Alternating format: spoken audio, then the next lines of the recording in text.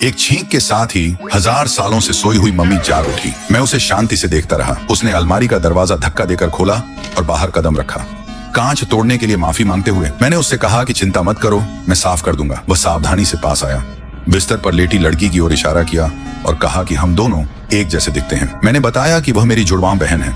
मैंने उसे इसलिए जगाया था ताकि उसे बचा सकूं। कई साल पहले एक हादसे ने मेरी बहन को बेहोशी की हालत में पहुंचा दिया था। एक टेनिस बॉल उड़ती हुई आई और उसके माथे पर जा लगी। वह गिर पड़ी और उसके बालों की पिन डीली होकर सीधा उसके दिमाग में घुस गई। वह जिंदा तो बच गई, लेकिन फिर कभी होश में नहीं आई। मैं खुद को दोषी मानता रहा। सालों तक मैं दुनिया भर में भटकता रहा, सबसे अच्छे डॉक्टरों की तलाश में, बस उसे वापस लाने के लिए।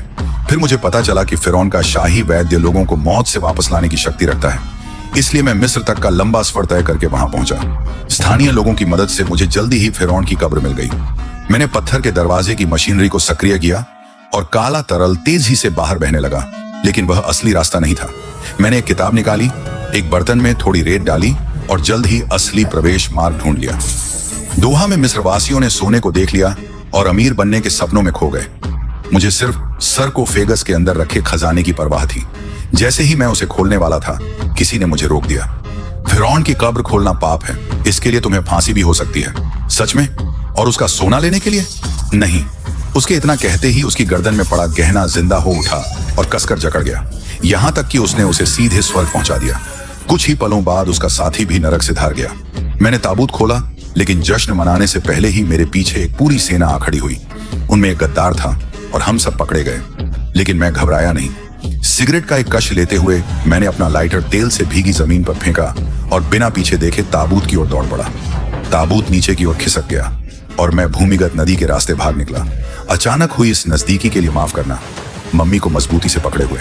इतनी मेहनत के बाद, मम्मी को वापस लाने के बाद, अब मुझे किसी ऐसे इंसान को ढूंढना था जो उसे जगा सके। वह इंसान था प्रोफेसर जा।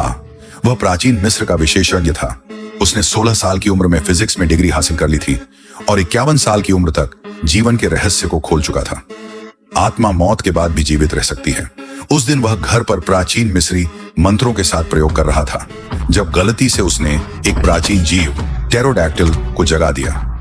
इससे भी बुरा यह हुआ कि उसकी आत्मा और चेतना उसी से बंध गई। जब टेरोडैक्टिल लड़खड़ाया तो वह भी लड़खड़ाया, लेकिन टेरोडैक्टिल का दिमाग बहुत शक्तिशाली था और उसने जल्दी ही उसके नियंत्रण से खुद को मुक्त कर लिया। और अमेजिंग कंटेंट के लिए सब्सक्राइब करें।